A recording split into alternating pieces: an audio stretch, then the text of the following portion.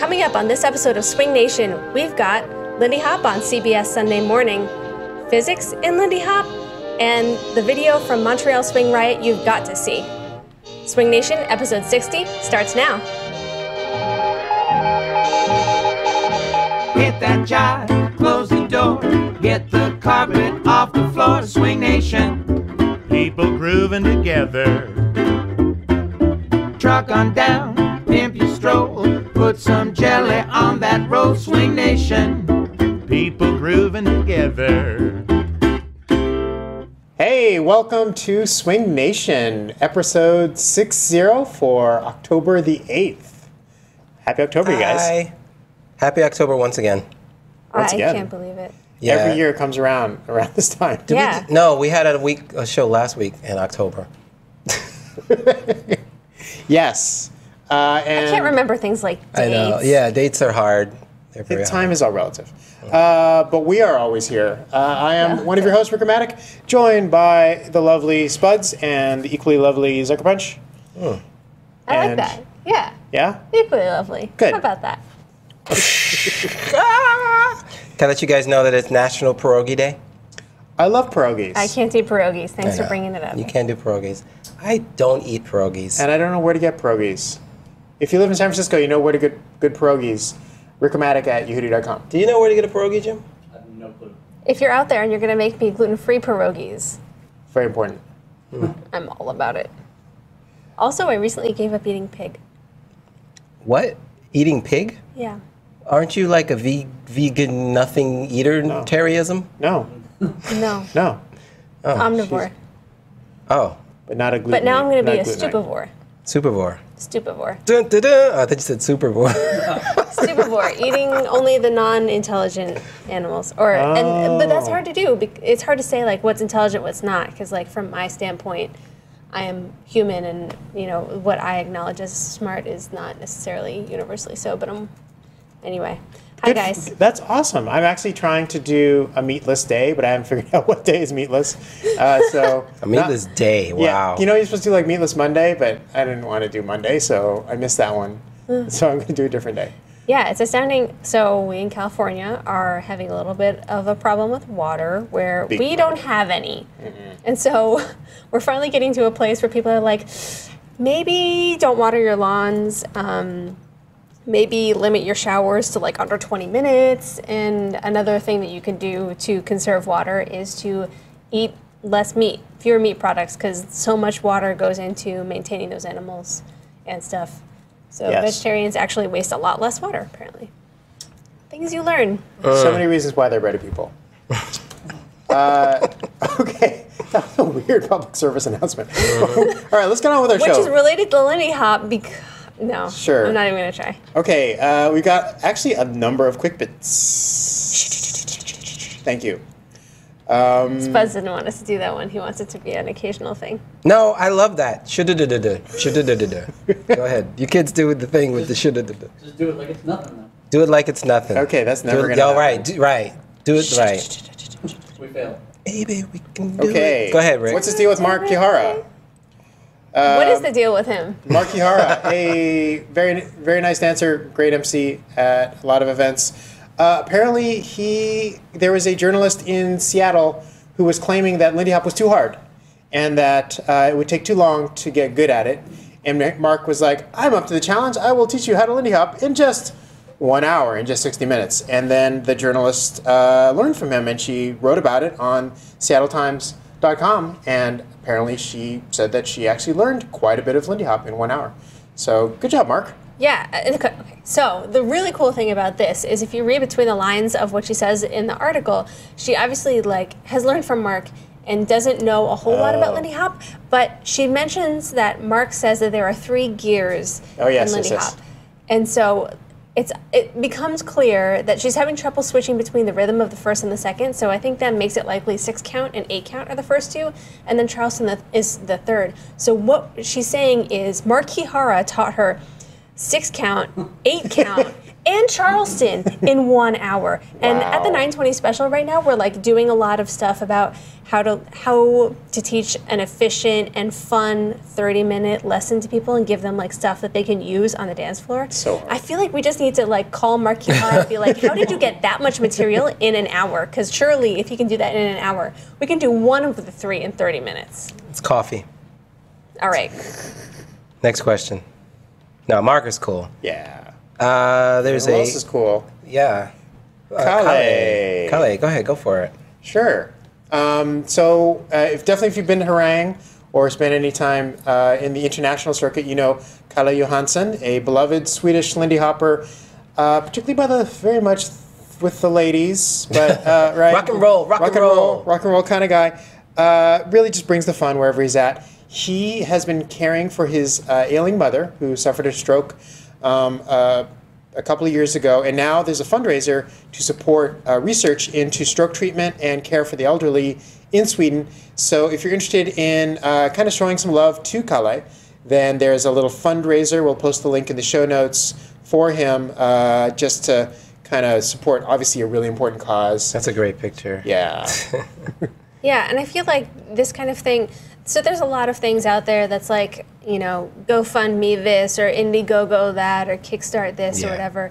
And I get a little touchy about it when it's like, fund my personal dance adventure and you'll benefit because I'll be a better dancer or whatever. But it's like a different story, first of all, when you're like, hey, I have an ailing parent or whatever, and like raising funds for that. But this isn't even that. This is like funding research for which Right. benefits everyone, Everybody. so, which we should all be doing anyway. And it's kind of a bummer that these things are underfunded. But anyway, cool. Yeah. Yeah, Go Kale, Kale. rock and roll, man, rock and roll. One other thing we got is exciting. Joel Plies, Yes. the guy that we did in episode 40-something, and we showed him naked. Yeah, look that up on YouTube. Joel Plies was inducted into the California Swing Dance Hall of Fame recently As what? As what? as a rising Rising star. star. Someday, Joel, someday, your star will have thoroughly risen. Give it another 20 years. And then we'll see the painting from that. So, yeah, right. So the rising star is a champion that has been around from. You just snorted into the mic. I don't know what you're talking about. I love That's it. not me. A champion that has been around from 10 to 20 years. The rising star strives to make its place in the swing dance heavens through its ongoing participation within the Milky Way of competition. That's Okay. a lot of metaphor. That's so much. It's like you don't need to take the metaphor that far. Really. Just say like rising There's star. a quasar and dark matter and like back to the Big Bang of swing dancing. Right? Now I'm impressed. Like ongoing participation within the Milky Way of competition. It's That's pretty great. That's great, Joel. great. Come Go, back Joel. to earth, Joel. Feedback. Ground Oh, my control. goodness. We to get Joel some letters. Plies. We have so much feedback that we have to spread it out among many shows, actually. So we'll get you some more next week. Yes. So thank you, all of you who've been totally blowing up all of our social media with talking about things that we've been talking about. It's been really, really great. There's a whole lot of stuff going on with Improv Respect, right? Yeah.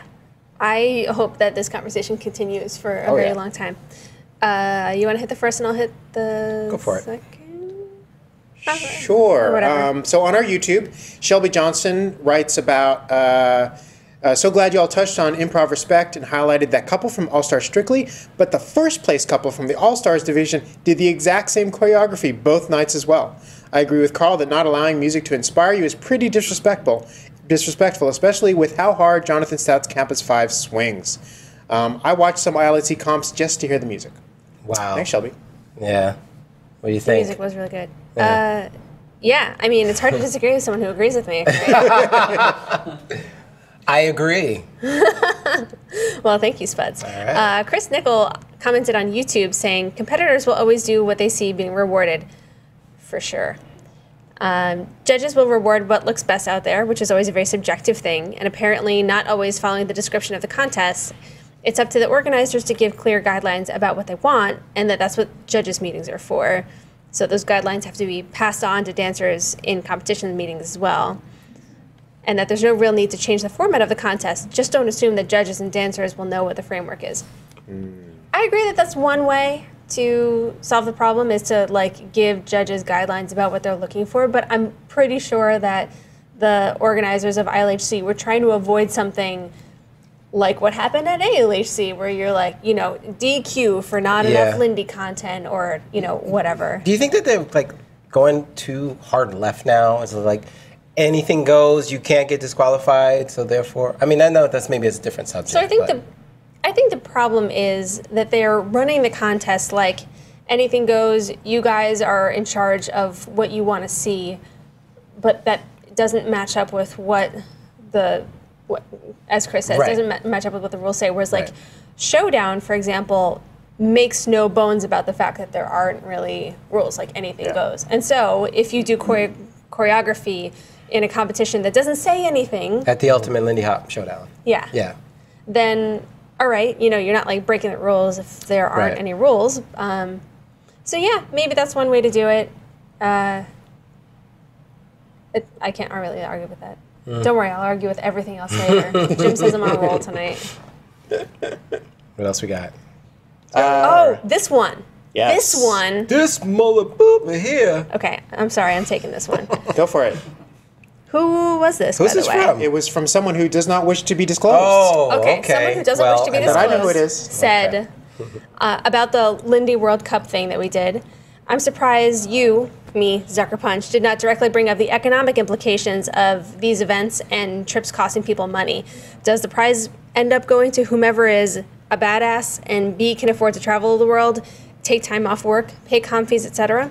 Some of the best dancers I've ever known are or were broke and didn't travel much. Some are even afraid to fly. And others may attempt this by going into severe debt. While I want to reward diehard dancers and remain tentative about the codification of contests, codification these contests invoke, I'm troubled by the shadows of financial implications too. We've seen it with West Coast Swing. Some people can't keep up with the costs associated with doing comps to earn points. You are totally right. Yeah, just to give a little context, this is when we had discussion about the World Lindy Hop, the Lindy Hop World Cup. World Cup. Yeah. A couple episodes ago, I think it was with 57. Joe. 57. Go ahead. Yeah, thank you for bringing this up. I totally should have mentioned that when we were talking about it. I was incensed about other things at the time, but this is totally a legitimate one. So like, I was talking about this a little bit earlier with these guys, all right, talking about it, really ranting, about how it seems like what we reward is people who just like, as you mentioned, have the means to just go wherever, which is, you know, great for them. But how about everyone else who is just as talented, but like can't make that kind of commitment? And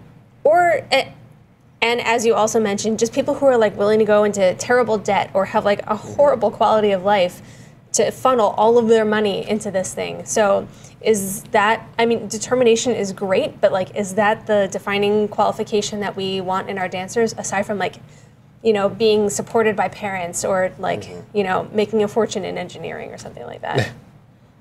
That's me.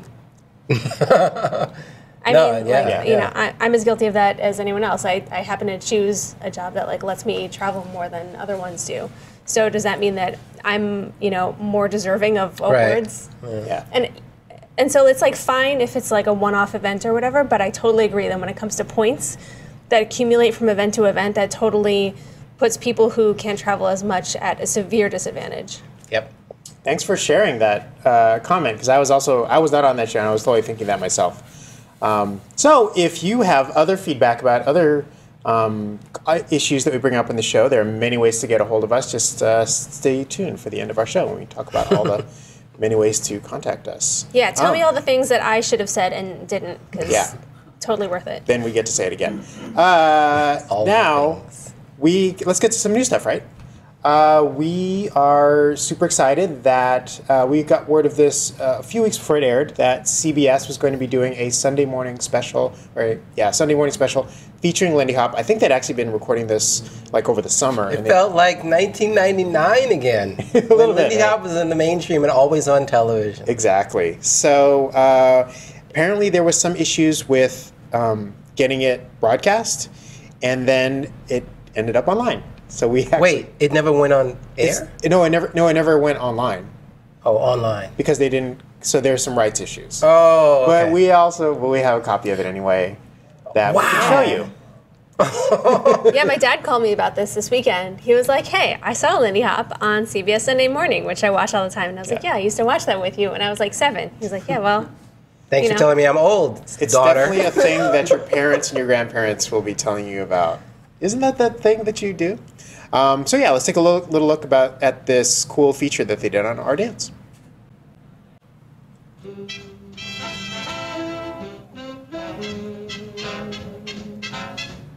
Young Kim and Tamisha Anthony sure know how to get into the swing of autumn. Still, we just had to give summer one last twirl. Here's Michelle Miller.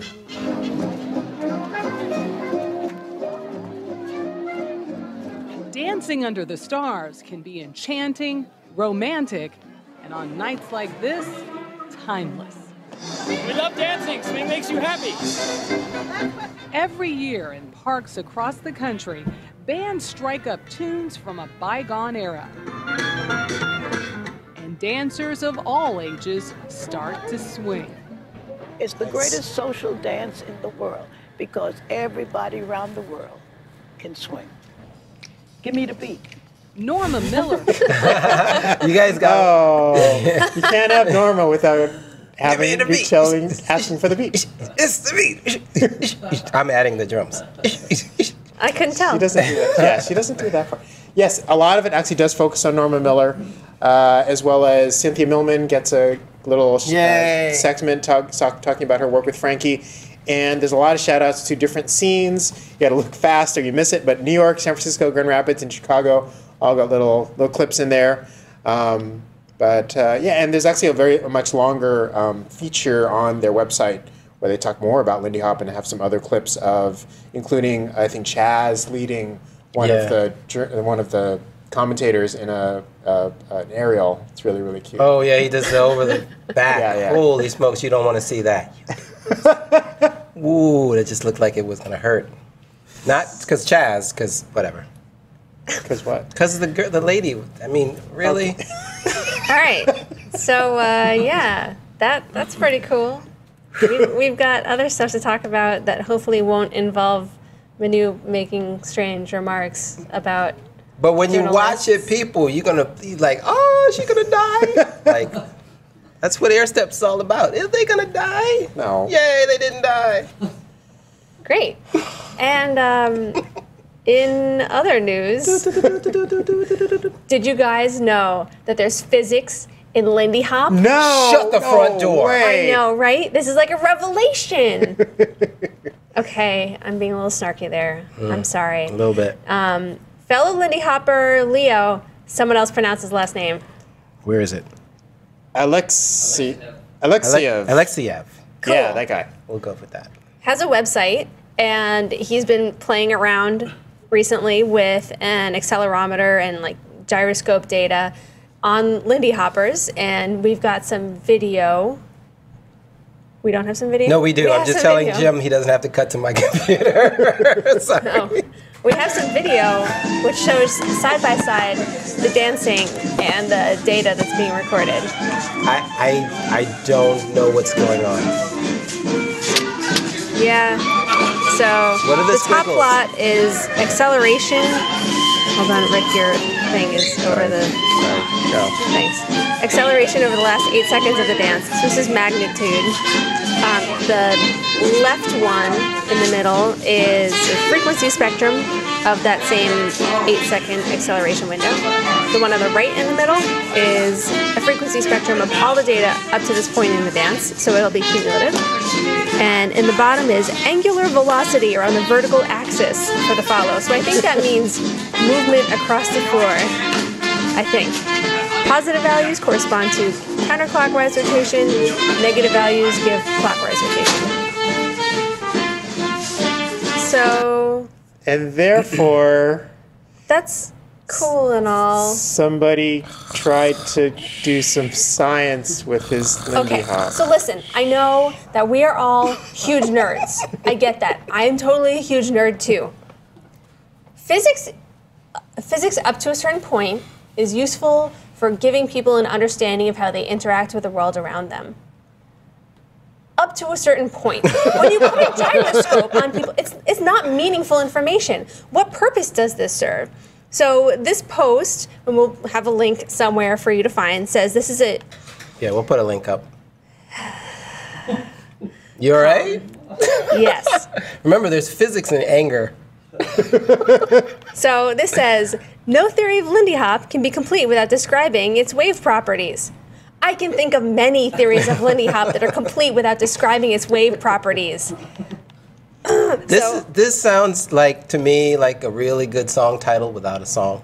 I mean, look, it's not that well, I'm going to speak for myself. You heard Nicole, right? I kind of agree with her. It's not like, what's done here is not interesting. It is. It's kind of like a white elephant, though. It's like, really, what do we do with it when the day is done? I kind of just said, are we overthinking this? A little bit, right? Now, let's take, for example, we've done these before. We did the blues dancers or the tango dancers and the way they kind of... Their brains were in sync? Their brains were in sync with each other. For me, something about that kind of makes me interested. Like, yeah. The level that they're syncing with each other and then they just stood together. Go back and look it up on YouTube. We did a show about it. There's a lot of lines. I don't get it. Yeah, so, okay, so Not this post about this thing says, this is a useful framework for two reasons. One, it allows us to use the terms wave particle duality and Lindy Hop in the same sentence. Ha ha, I get it. Two, we can now harness signals processing to analyze the Lindy motion and see what cool things we can find. I'm not finding any cool things in this. I don't see what purpose. So, like, there's a lot of data out there, and especially with something that is as wide as, like, Lindy Hop. And you can slice it a bazillion ways to see what meaning you can come up with. But I'm not interested unless it gives me something, a new way to think about the dance. And seeing a gyroscope, is giving me information about my dancing in this way, says nothing to me. Maybe if you do like a comparative analysis of these waveforms of people who dance like super smooth or people who dance flat-footed, there you go. Like Nick Williams was complaining about, and like compare to see actually how different it is. All right, maybe that would be interesting to see how similar or different it is. Yeah, that's a great idea. So let's be fair. It sounds like this is pretty raw. So Leo, if there is a there, we kind of want to know what that is. And if you're like, this is just kind of something I'm exploring and I'm not sure it's going to lead to anything, but here's a way of looking at the way bodies move that I've come up with and I'm sharing with you, then come out and say that. Because, Which is not to say that Fourier transforms are not cool, because they are. But just give me a reason to care. Yeah. Anyway, that's end rant rant number 1. Yes. There'll be more later. Don't worry. Well, here's another thing. Maybe are we going to rant on this? No. Maybe possibly. Do you want to skip this for now? Yeah. Oh, I do. okay. I really do. All right, we'll push it. We pushed it from last week, so I definitely want to get to it next week. We're going to do it next week. Yeah. All right. Okay, because there's no way we're not going to do this video. All right. We have to at least start talking about this video. This is the video that we have to. What's the video, Rick? So the video is guys. Don't you know? So there's an event that I have at least been really excited about for a while, and I'm still waiting for my invitation, Alain, to come out. It is the Montreal Swing Riot. It happens every summer in Montreal, which brings together street dancers and Lindy Hoppers for an epic throwdown in that wonderful city. And they posted a video from one of their what they call their invitational battle between Lindy Hoppers and street dancers. And I guess there's some virality because there's like hundreds and thousands of views already. It's only been out for a few days. Yeah. So first of all, congratulations, Alain. But let's see what all the fuss is about.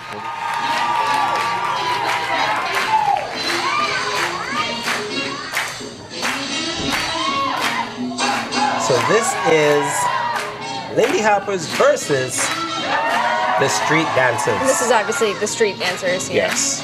Right now, to be specific, these are 2 lockers who are dancing to swing music.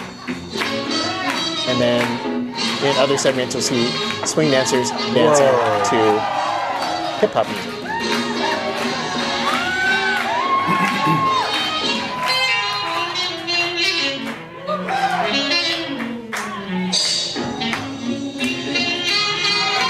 You know what's cool?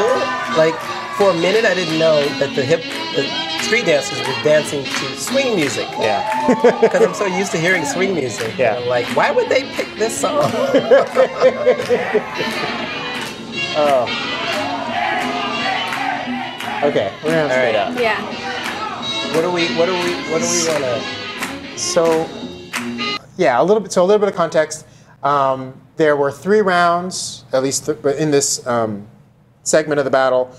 2 rounds were the Lindy Hoppers dancing to hip hop music, and then the hip hop dancers dancing to swing music, and then they do 2 rounds of that. And the final round was Lindy Hoppers dancing to Lindy Hop music, and the hip hop dancers dancing to hip hop music. Yeah. And I think all of us pretty much agreed it was really about the last round. Yeah. That it's sort of like, okay, that was amazing, and the rest was sort of hit or miss. Yeah, it's like there's a reason why we do the dances we do to the music that we do them to. Yeah. It's not actually arbitrary. So like fusion, no.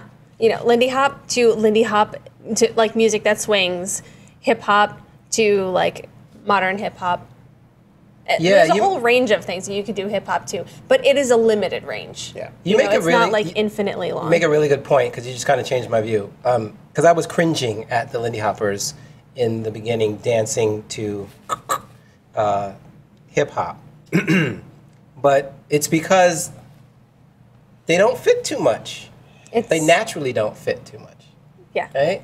You got to be super awesomely great to make it work. Yeah. I also think they also got a pretty hard pick of They got the 2 songs, California, and then that's a. But it's a California remix. The California remix, and then some other Final Fantasy like video game song. Yeah. That was all both kind of slow, so you really can't effectively swing out to them. Like I would have definitely done different picks. I don't know. I mean, I compare that to like who was it who was dancing to that electro swing band? Was it Ninjammers or was it? It was Ninjammers. Yeah. And I'm like, that kind of worked. Like. Yeah. You know, but it was like really fast music. They were like doing a lot of Charleston movement. Like it felt more organic. Okay. So what I thought was really interesting about this video was that when you're watching the Lindy Hoppers do Lindy Hop or solo jazz to the music for like hip hop usually, I could see the common root of the dance.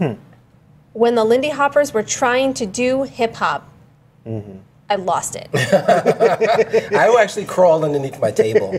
Like, I'm a brother. I'm not going to try to do what they did because I'm not good at that. Yeah. I'm not even going to be like, I could do this. No. Yeah. And it's like, you know, good for you for like going out there and trying and everything, but it's not the thing that we are skilled at, that we spend all our time at, and we are in an entirely like different rarefied atmosphere. And so it's like, you know, you could just as easily have put like Joe Schmo off the street up there doing either of the dances, and it would have been pretty much the same. So do you guys feel the same about this? The way that the hip hop dancers were trying to do what they thought of as like swing movement?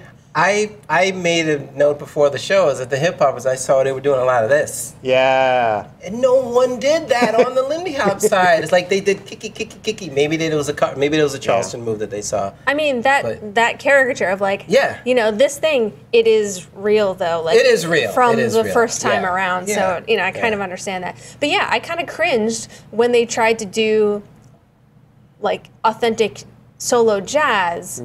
And I did not cringe as much when they were doing hip hop, their own like native movement. Right.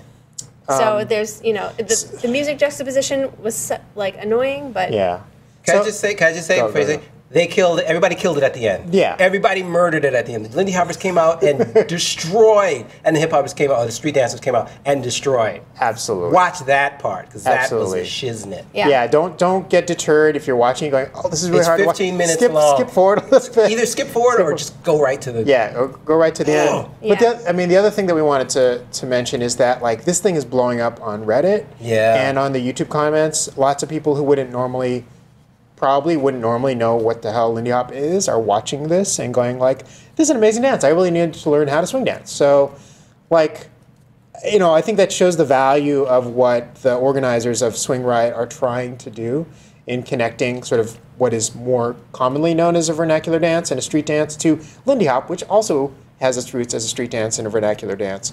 So from the sort of public perception side, I think that's really great. I think we're the insiders. We have a lot of like embedded things about what looks right and what doesn't feel right. But I think for your average person, they're all looking at going like, this is all amazing. I want to do all of that. So that's great. Yeah. Bring more people into the fold. Exactly. Interesting. Balboa in Lithuania, clip on YouTube with